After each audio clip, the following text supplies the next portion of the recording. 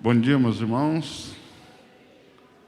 Vamos nos preparar para começar? Bom, Robson. Então vamos lá, vamos orar? Robson, você pode orar, por gentileza? Senhor nosso Deus e Pai, graças te damos, Senhor, porque a tua misericórdia, a tua graça nos alcançou nesta manhã. O Senhor nos trouxe à tua casa, já falou conosco através da palavra. E agora, Pai, usa a vida do pastor Arnaldo, usa o estudo desta manhã para nos dirigir, nos instruir, nos exortar. Que a tua graça seja conosco nesta aula, Pai. Nós te pedimos, Pai, e agradecemos por tudo, pois até aqui o Senhor nos ajudou. Louvado seja o teu nome. Amém. Amém. Hoje é a nossa lição número 5 da revista. Aí na página de vocês, na revista de vocês, é qual página? 24?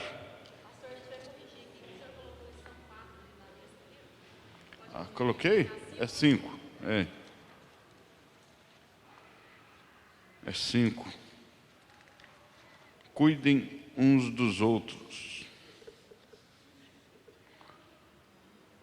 Cuidem uns dos outros. Acharam aí? Beleza? Muito bem. Hoje nós vamos começar lendo o texto onde está o mandamento. 1 aos Coríntios, capítulo 12, versículo 25.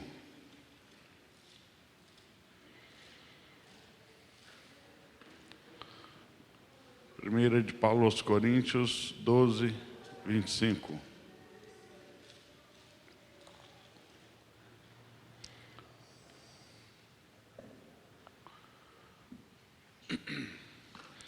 A título de curiosidade, você sabe que é o que nós chamamos de primeira aos Coríntios, é segunda. E o que nós chamamos de segunda aos Coríntios, que está aí na sua Bíblia, é quarta. Sabia disso ou não? Vou fazer uma confusão aqui hoje. Na primeira aos Coríntios, Paulo menciona uma carta anterior, que se perdeu, né? Não era inspirada. Então, tecnicamente, seria a segunda. E a quarta, aqui a quarta é o que nós chamamos de segunda, porque nós chamamos de primeira e segunda porque é as duas que entraram no cânon, né? As duas inspiradas. Mas Paulo escreveu outras cartas à igreja de Corinto também. Então, nessas duas cartas ele fala, como já escrevi anteriormente, né? Então, teoricamente, seria segunda e quarta. Mas como as outras cartas não foram inspiradas por Deus, Deus não preservou elas para entrarem no cano. Então, se tornaram primeira e segunda. Mas o que diz aí? Capítulo 12, versículo 25. Quem pode ler para mim aí?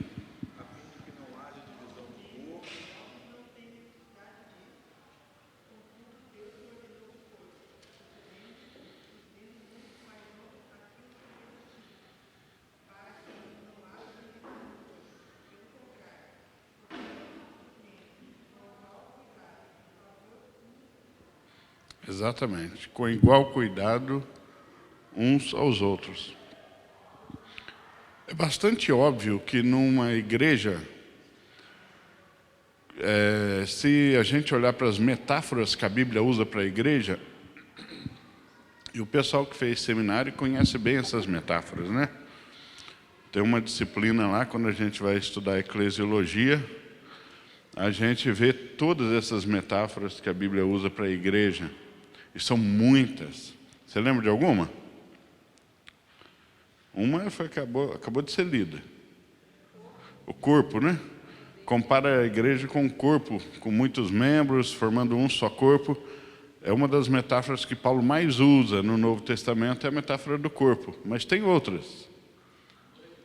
A noiva de Cristo, o edifício, né? Formado de pedras vivas. Tem mais. Quais outros? Templo. Tem a mais comum. Eu sou chamado de pastor por quê? Porque você é o quê? Rebanho. Né? A metáfora do rebanho, das ovelhas. A metáfora da vinha. A igreja é a vinha do Senhor.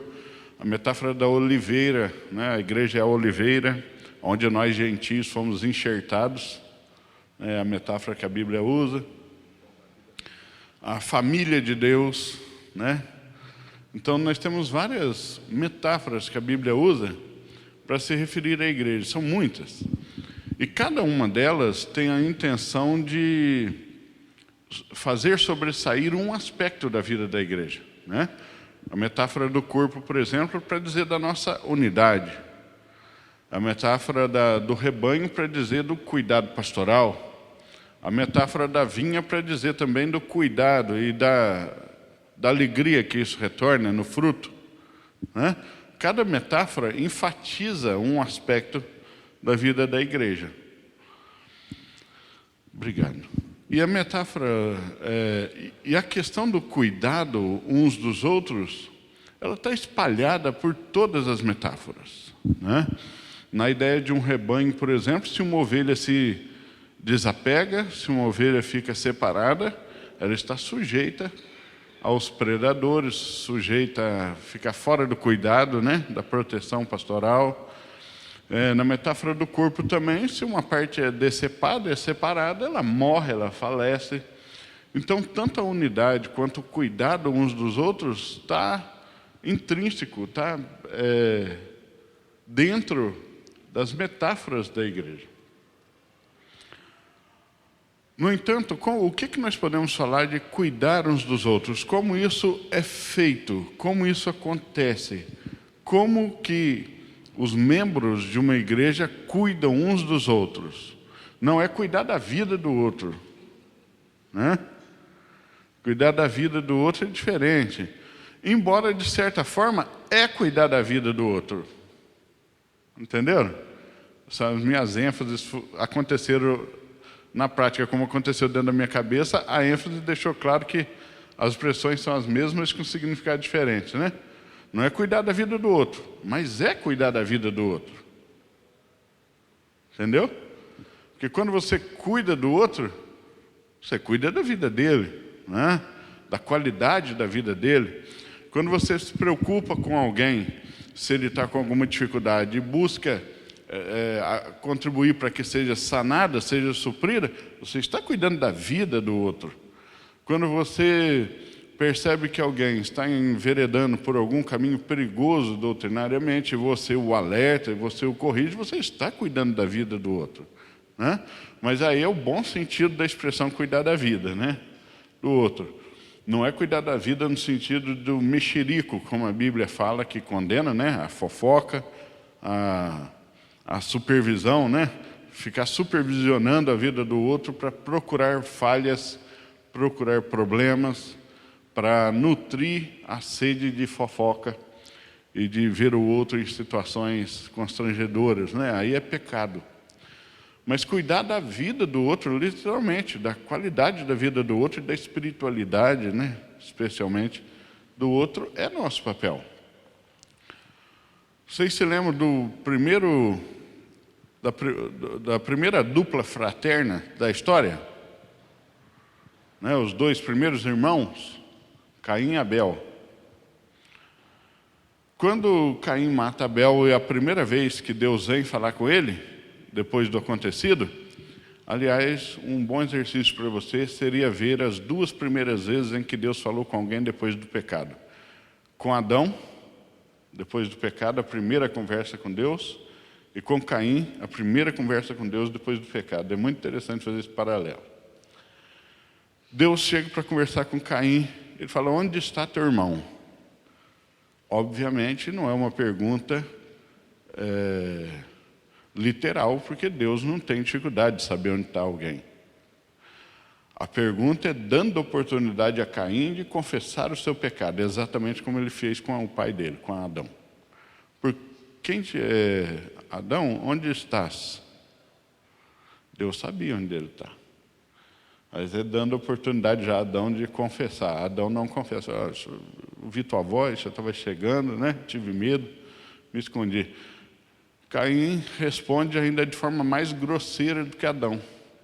Porque isso já indica que o pecado a cada geração só aumenta, né? De Adão já foi um pecado, né?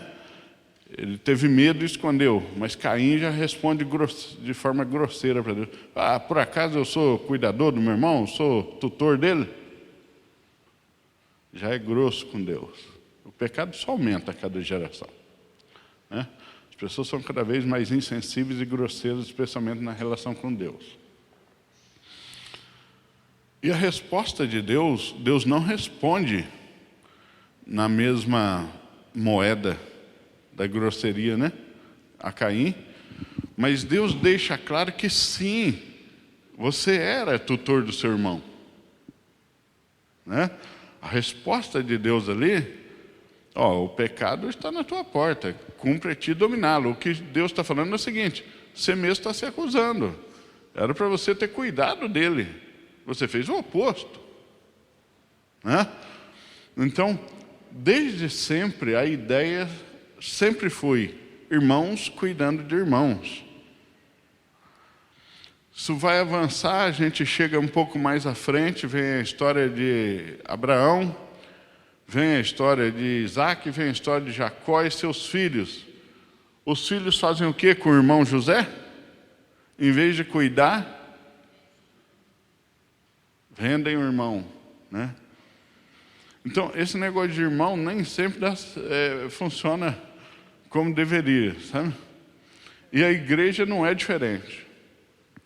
Às vezes te vendem, te jogam no poço, às vezes te dão uma paulada na moleira, como Caim, né?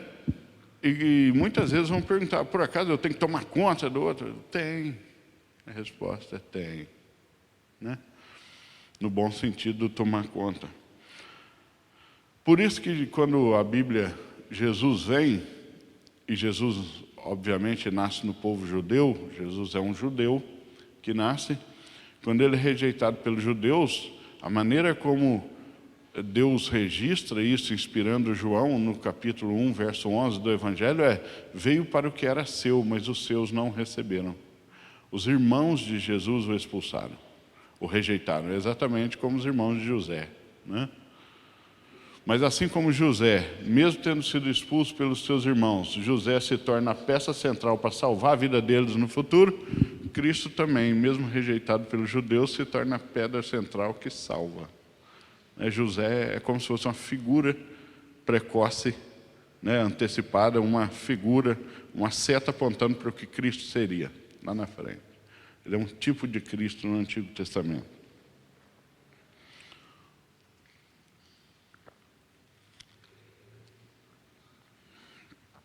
Então, a ideia de cuidado sempre foi essa. Então, vamos tentar definir aqui o que é cuidar do outro. O que seria cuidar do outro?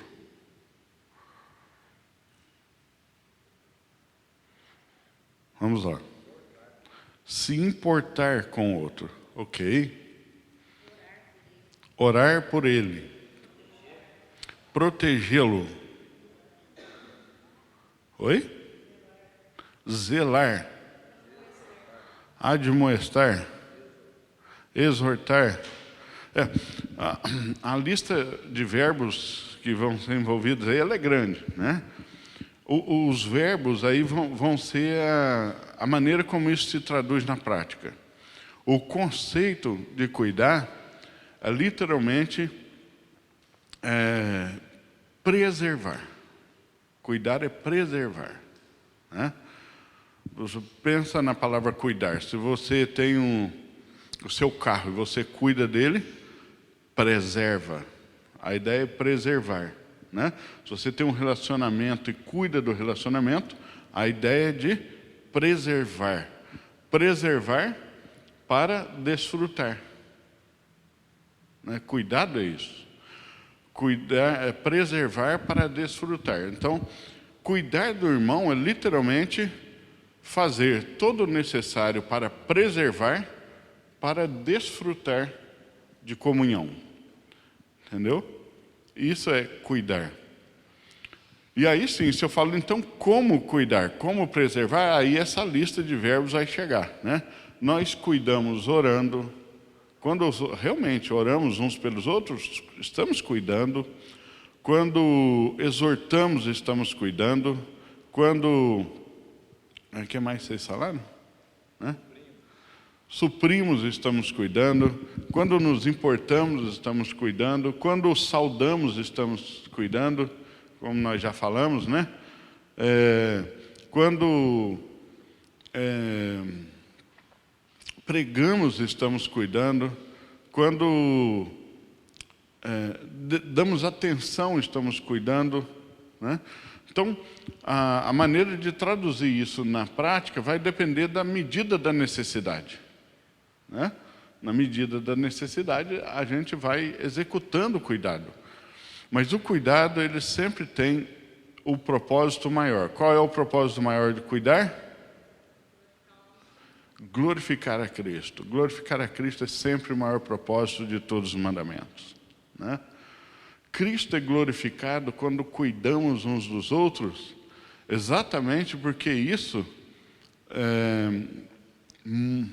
valoriza o fato de sermos um nele. Quando eu cuido do outro, e não cuido apenas por afinidade, né? Não cuido apenas porque o outro também torce para o mesmo time, não cuido apenas porque nós somos membros da mesma igreja, ou porque trabalhamos no mesmo lugar, ou temos alguma afinidade, né, pessoal, e aí sim, na igreja você vai ter pessoas com mais afinidade pessoal com você do que outras. Isso é natural e óbvio, né?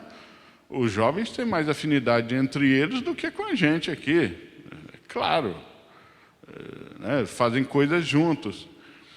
Mas quando eu cuido do outro, não apenas por afinidade, mas pela consciência de que ele é do mesmo corpo, que ele é do mesmo Cristo, esse cuidado glorifica a Deus. Entende? E não é um cuidado apenas por afinidade. Porque cuidar por afinidade, você pode cuidar inclusive de um incrédulo, como nós todos aqui, eu acho que fazemos de algum modo, né? Quase todos nós temos parentes, pessoas que amamos, que não são cristãs, e nós cuidamos. Cuidamos por quê? Porque temos ou afinidade, ou algum tipo de relação, algum tipo de vínculo amoroso, que nos leva a cuidar. Mas entre nós, a afinidade pode existir, mas o propósito tem que ir além. Eu cuido não apenas por afinidade, não apenas por relacionamento, como Carmen e Bárbara, por exemplo, né, por parentesco, mas cuido pelo fato de pertencer ao mesmo Cristo, de ter sido salvo pela mesma fé, né, de pertencer ao mesmo corpo, e isso glorifica Cristo. Por quê? Porque o propósito disso é sempre, o final disso é Cristo, e o início disso é Cristo. Toda obra que começa em Cristo, por causa de Cristo, do que Ele fez, e termina nele, é o que glorifica Ele, né? Entende? Se prego por amor a Ele e para ver a glória dEle, então essa pregação o glorifica. Se cuido por causa dEle e para Ele, então isso glorifica. Porque todas as coisas são dEle, por meio dEle e para Ele. Início, meio e fim, né? Ele é partida, trajeto e destino. Ele é alfa e ômega. Ele é princípio e fim de todas as coisas. Então, só o que glorifica a Deus é aquilo que parte de propósitos pensando nele, de motivos pensando nele, com propósitos olhando para ele. Aquilo que nasce por causa dele, cuido por causa dele e para ele. E por meio dele, por amor a você, por meio dele, né? Porque quem media esse amor todo que nós temos uns pelos outros é ele também. Não existiria sem ele. Então esse é o mandamento do cuidem uns dos outros, que vai se traduzir aí de diversas maneiras, muitas maneiras mesmo, né? Oi.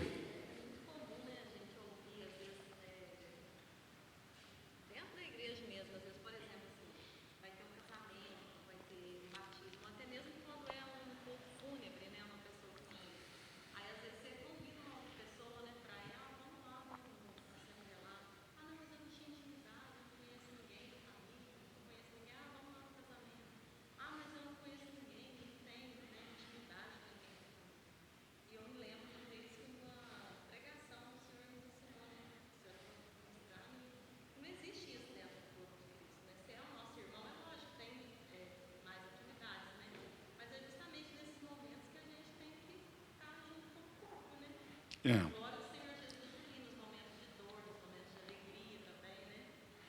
Não deveria existir. Não que não existe. Não deveria existir, né? Infelizmente existe. Sim, quando um membro da igreja, por exemplo, vai se casar, normalmente convida toda a igreja, né? É anunciado no púlpito. E geralmente vêm as pessoas que têm afinidade, né?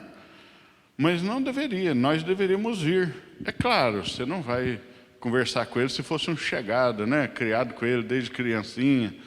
Isso é fingimento, isso é falsidade, né? Mas você prestigia, é o seu irmão que está casando, né? Então, eu sempre me esforcei para estar em todos os casamentos, mesmo quando são de pessoas que eu não tenho afinidade pessoal, assim, não sou íntimo da pessoa. Por quê? Porque não é porque eu sou pastor, é porque ele é membro da minha igreja. Ele é meu irmão em Cristo, né? Membro da minha igreja. E ele está se casando, é um momento único para ele. Eu venho prestigiar, venho fazer coro, entendeu? Venho ajudar a lotar a igreja, porque é sempre uma satisfação para quem está se casando, né? E normalmente as pessoas falam isso, não, obrigado por ter vindo. E é isso mesmo, obrigado só por ter vindo. Talvez você nem fique para a festa, porque aí é uma coisa mais da intimidade mesmo, né? Você só passa lá, parabeniza. Mas isso faz diferença, isso glorifica Cristo. Um culto fúnebre, por exemplo, eu não tinha nenhuma intimidade, mas você vai lá, né? Saúda, dá seus pêsames à família. Os incrédulos da família vão falar, poxa, a igreja toda passou por aqui, né?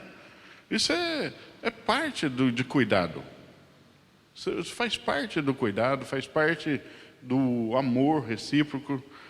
Não deveríamos depender de intimidade para fazer certas coisas. Não deveríamos depender da afinidade.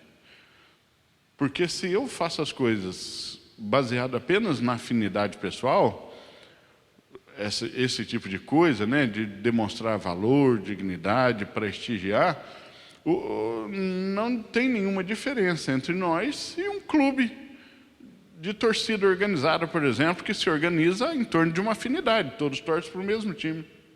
Qual que é a diferença entre uma Mancha Verde do Palmeiras, né, um Urubus lá do Flamengo, a Independente lá do São Paulo? Nenhuma. Não tem nenhuma. Eles têm algo afim e eles se reúnem em torno daquela paixão comum e fazem coisas em comum, mas se um deixar de torcer para aquele time, ele é expulso. Acabou a afinidade. Nós não nos congregamos pela afinidade, nos congregamos por Cristo. Então não deveríamos depender de afinidade para fazer certas coisas, principalmente cumprir os mandamentos. Entendeu?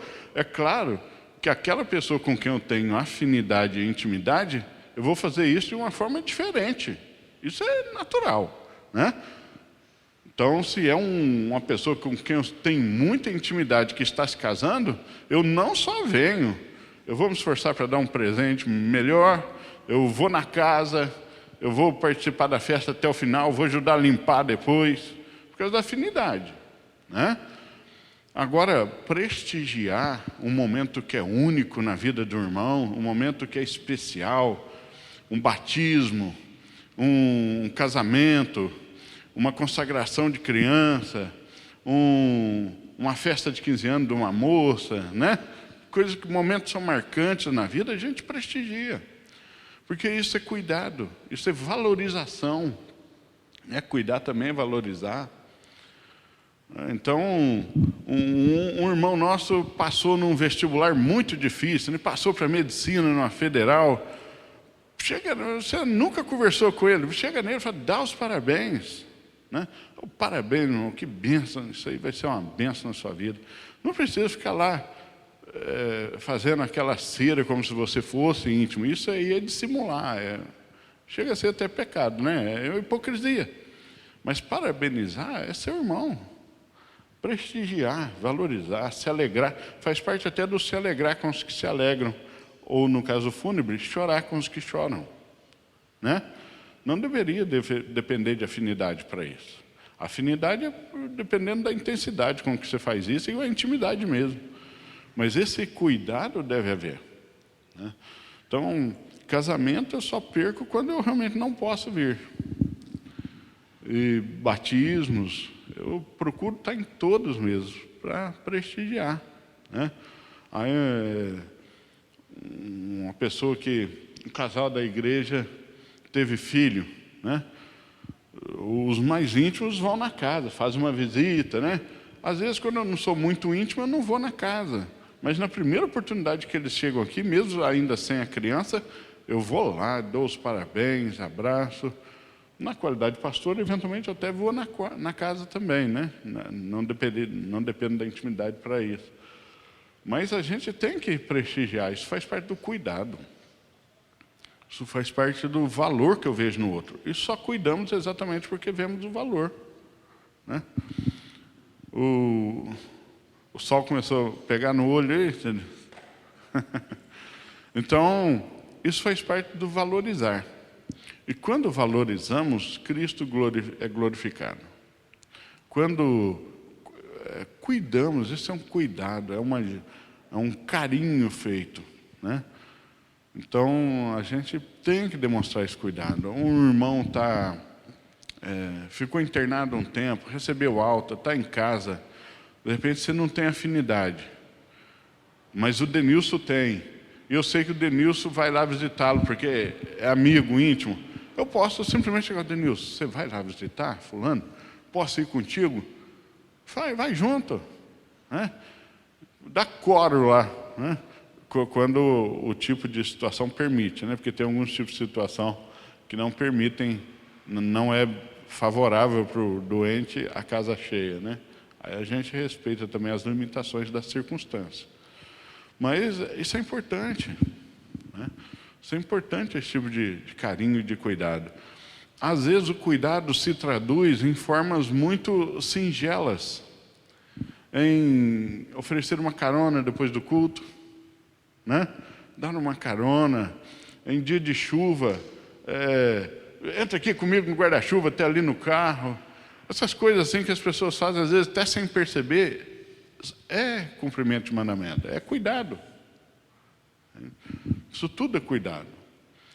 Então, o cuidado não é uma coisa formalizada, é uma coisa simplesmente que flui do amor que nós temos por Cristo e da valorização que nós damos àqueles que estão em Cristo junto com a gente, né? Se vem alguém de fora, um visitante, fala assim, não, eu sou membro da igreja lá em Catatal das Éguas, lá, e estou aqui, passando por aqui, vim no culto. Você faz o quê? Você não abre um sorriso? Fala, ô irmão, é um irmão que veio aqui, né? Aí com o seu de casa, às vezes a gente não faz, né? Então, isso tudo é cuidado, né? Faz parte do cuidado mesmo. Ok? É assim que vocês entendem isso? Por exemplo, o versículo 25 que a Bárbara leu, no capítulo 12, está envolvido num capítulo, ele foi colocado aí por Paulo, num capítulo que fala dos dons. O capítulo 12 é todo sobre o uso dos dons e como isso deve acontecer para a glória de Cristo. Então, cuidado, às vezes até no exercício dos dons, é cuidado, não é? No exercício dos dons. Então, se você usa os dons, os seus talentos, os seus dons, seus recursos, porque eu não entendo o dom como uma coisa diferente de talento ou recurso. Eu acho que os dons são especiais só no sentido de que apenas o Espírito dá mesmo, né? Mas os talentos também é o Espírito Santo que dá. Só que ele dá isso a incrédulos também, talentos. Essa é a única diferença. Mas também vem de Deus, né? E recursos. Recursos, né? Porque quando você lê sobre recurso material na Bíblia, Deus sempre fala deles como dando ele aos homens para que esses homens cuidem dos outros. Nunca fala dos recursos como dado aos homens para que esses homens desfrutem sozinhos. Já viu? Sempre fala dos recursos como dado a alguém para socorrer o necessitado. A Bíblia sempre olha para esse recurso assim. né? Sempre fala da partilha, do cuidado com o necessitado. Então, esse cuidado, ele está na esfera de tudo que exercemos em Cristo, seja nos dons, seja na administração dos recursos, seja no uso dos talentos, seja nas possibilidades que a gente tem de cuidar. Todas as possibilidades de cuidar.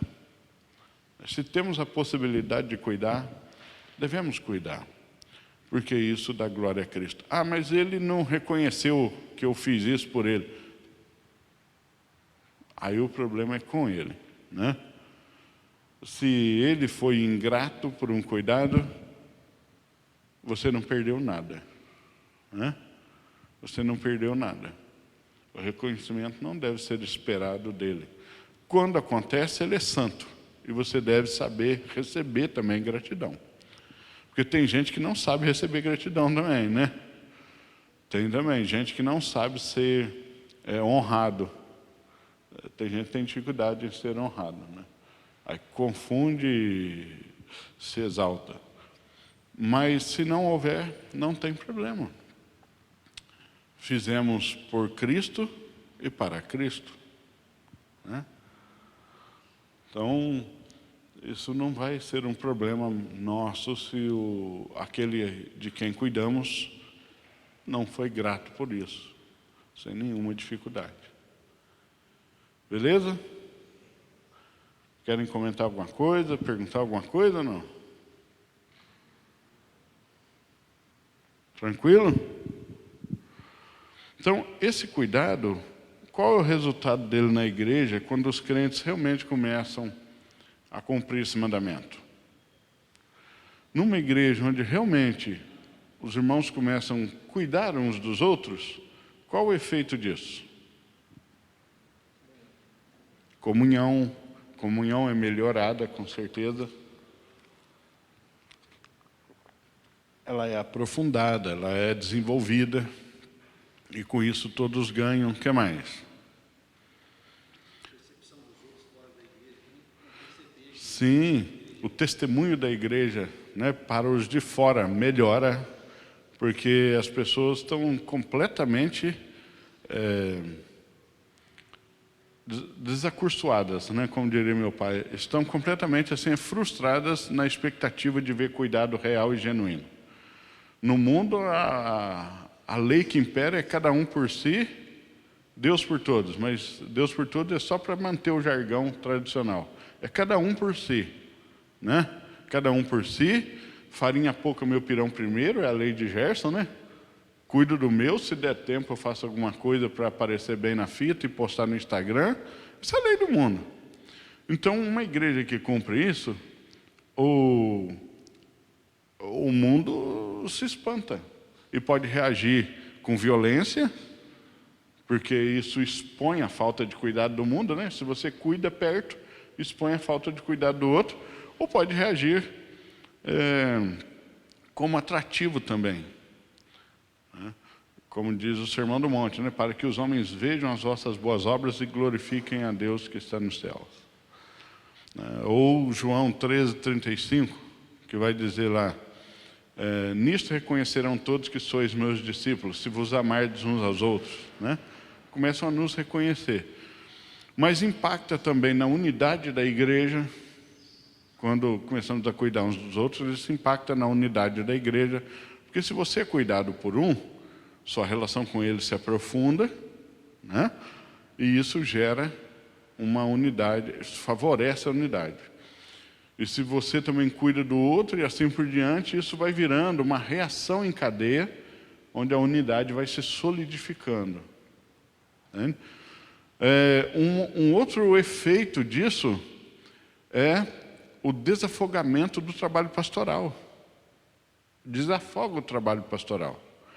Porque pequenas demandas de cuidado que antes o pastor tinha que ir fazer, agora ele não precisa mais. Por quê? Porque o irmão já fez isso lá. Nem chega às vezes para o pastor, né? Então, às vezes, um irmão estava com um probleminha ali, o outro ficou sabendo, foi lá, ajudou, os dois juntos resolveram. Olha, desafoga o trabalho pastoral. Né? Isso, na verdade, é pastorear uns aos outros. Né? Porque o pastor da igreja, ele pastoreia o rebanho no sentido de rumos, né? Conduzir até pastos verdejantes e águas tranquilas.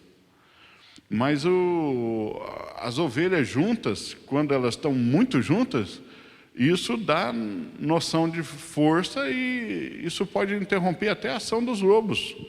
Porque o lobo pode atacar uma ovelha que está na beirada, meio separada, mas entrar no miolo mesmo de um rebanho, ele não entra, né? Quando o rebanho está muito fechadinho, muito coeso.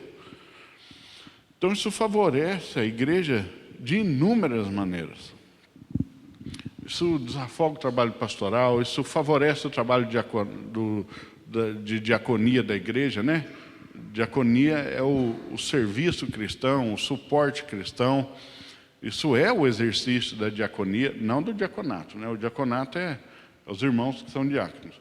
Da diaconia da igreja, isso constrói a unidade, solidifica a comunhão, isso glorifica a Deus, isso gera relacionamentos duradouros e amizades sinceras. Porque o que a Bíblia diz sobre as amizades mais profundas? Na angústia nasce o irmão. É no momento de mais dificuldade que nascem amizades mais sinceras, mais duradouras, geralmente, né? As amizades assim mais significativas, normalmente, são aquelas que são forjadas em momentos de dificuldade, não é? Aquela pessoa que realmente esteve com você nos momentos mais difíceis, no momento em que você precisou, ele chegou junto. Não são normalmente as pessoas que isso pode vir a ser a base de uma amizade mais longa, né? Duradoura. E hoje é tão difícil ter um amigo de longa data, ter amizades realmente profundas, né? Então, esse cuidado, ele favorece tudo isso. Ele vai fertilizando a igreja. Entende? É como se fosse um adubo, aquele gotejar, aquela irrigação, sabe, que vai por pinguinhos. Tem produtores que atravessam mangueiras na lavoura toda com furinhos, né? Ela vai só gotejando. Pensa que não faz diferença, mas aquilo irriga a plantação inteira, né?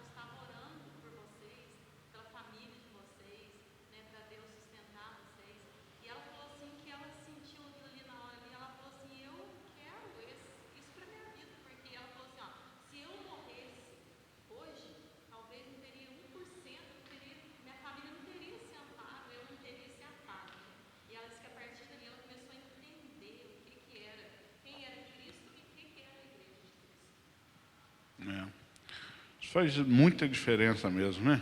Eu já fui em velório que estava só o caixão e uma pessoa do lado. É duas dores, né? Para quem está ali.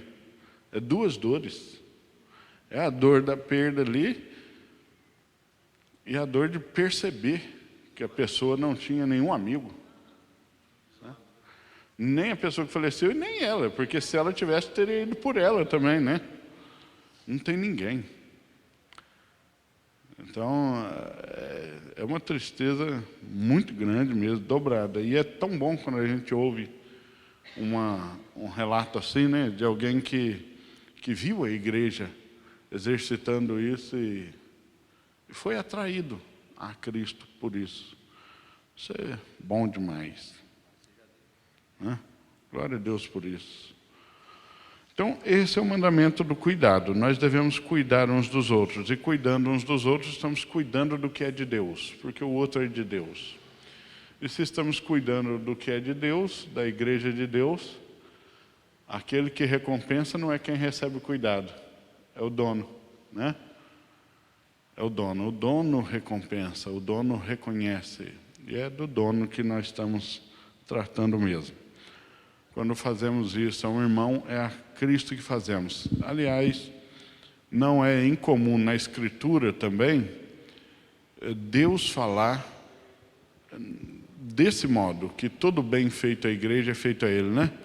Quando deste de comer a um destes pequeninos, a mim me deste, né? Quando visitaste um destes, a mim visitaste. Quando vestistes. Ou seja, todo cuidado que fazemos àqueles que são dele, Ele toma como feito para Ele, né? Deus não precisa de cuidado, né? Deus não precisa da nossa ação defensiva, né? Deus não precisa ser defendido por nós, nem ser cuidado por nós.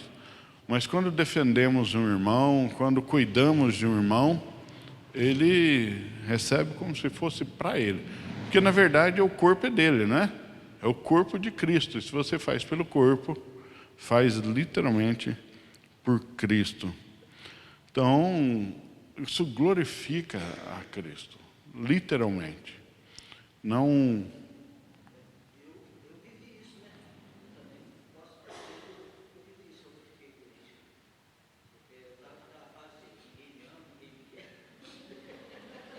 Todo mundo passa por essa frase da Margarida, né? Fica lá, bem me quer, mal me quer, né?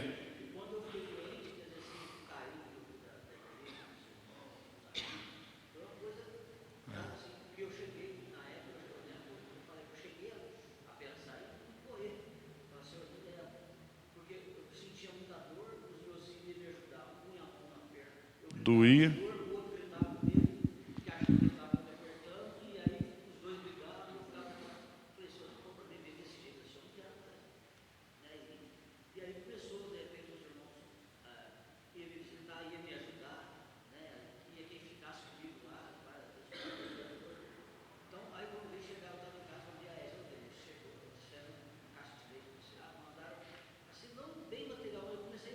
Mas também é.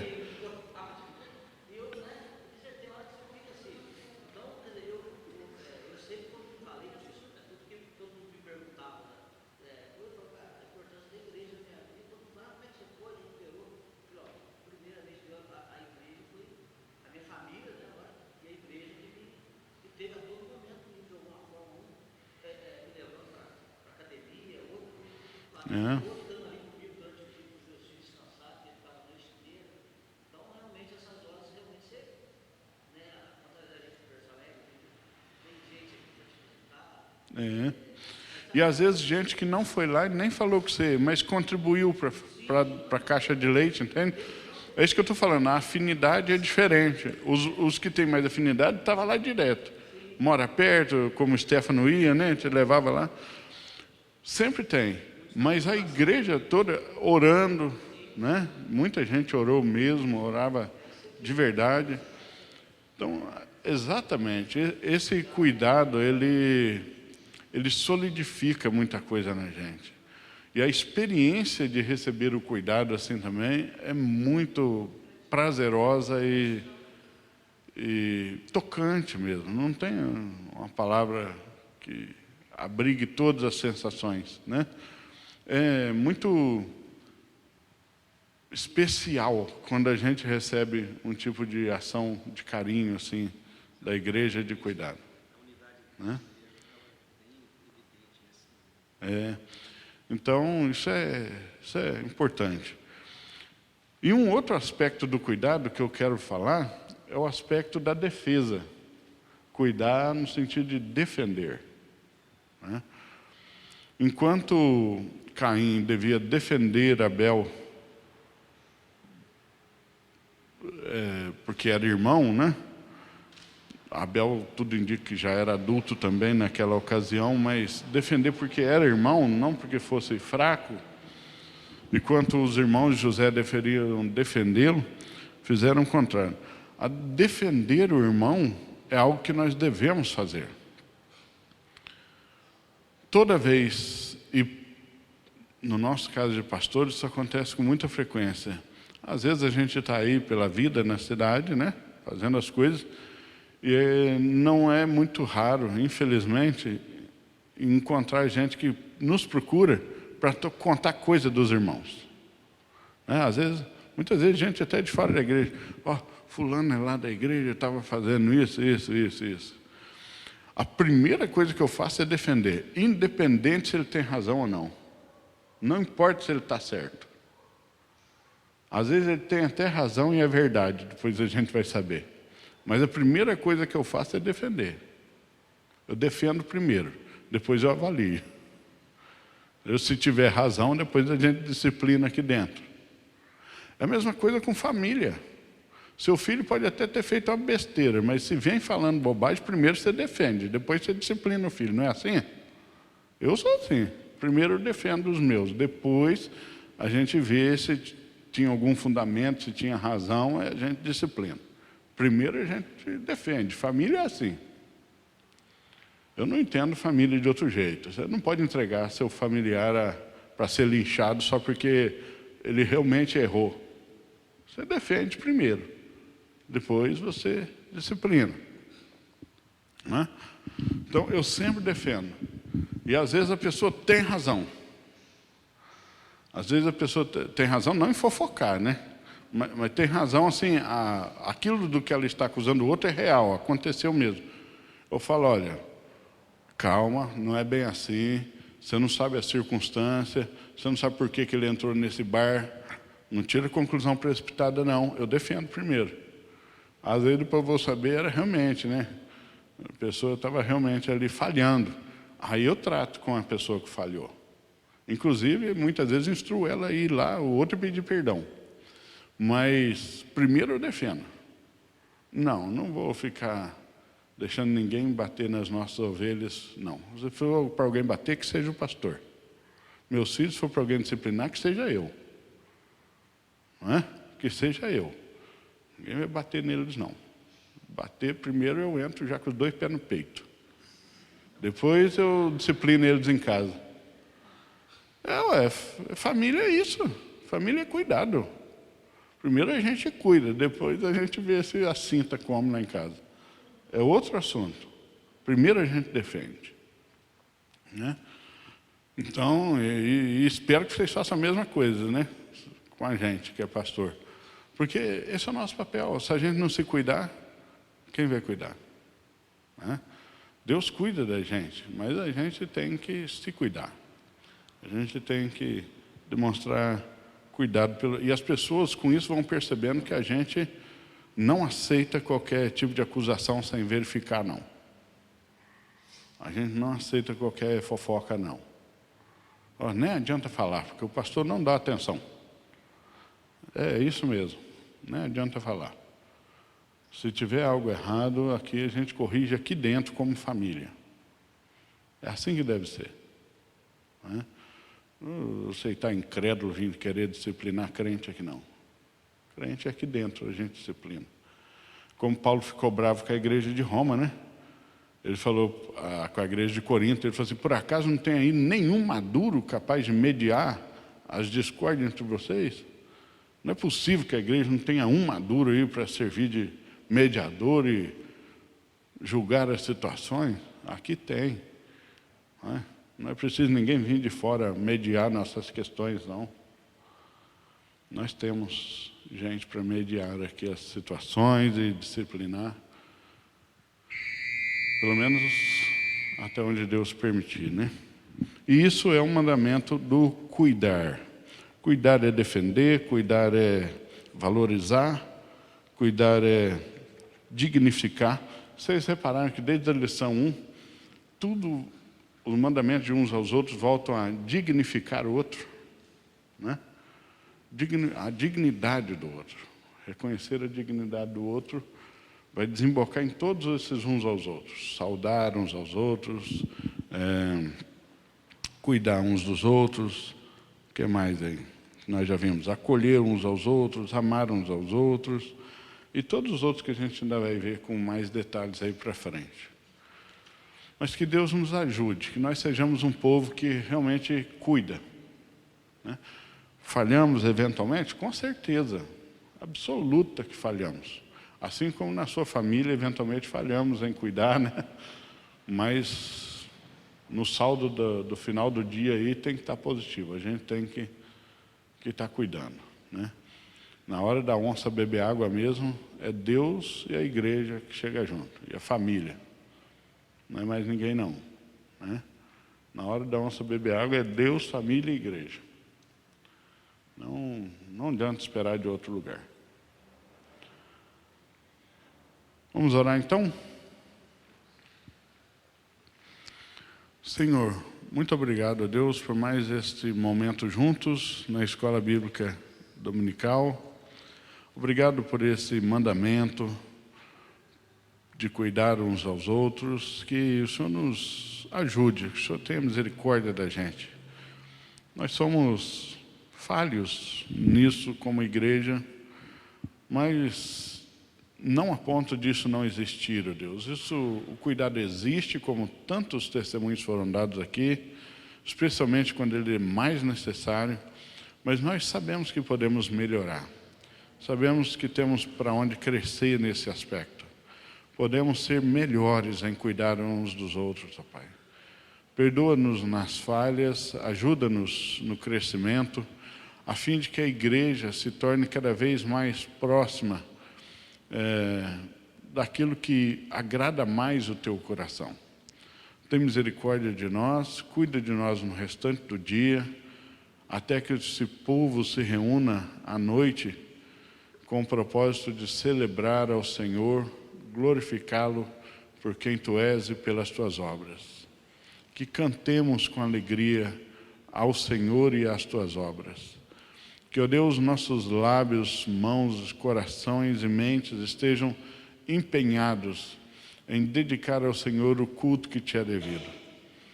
Em nome de Jesus, ó Deus, guarda-nos também do homem mau, dos acidentes ou de qualquer outra coisa e leva aqueles que têm outros compromissos depois desse aqui em segurança para lá. É a nossa oração em nome de Jesus. Amém. Que Deus abençoe você.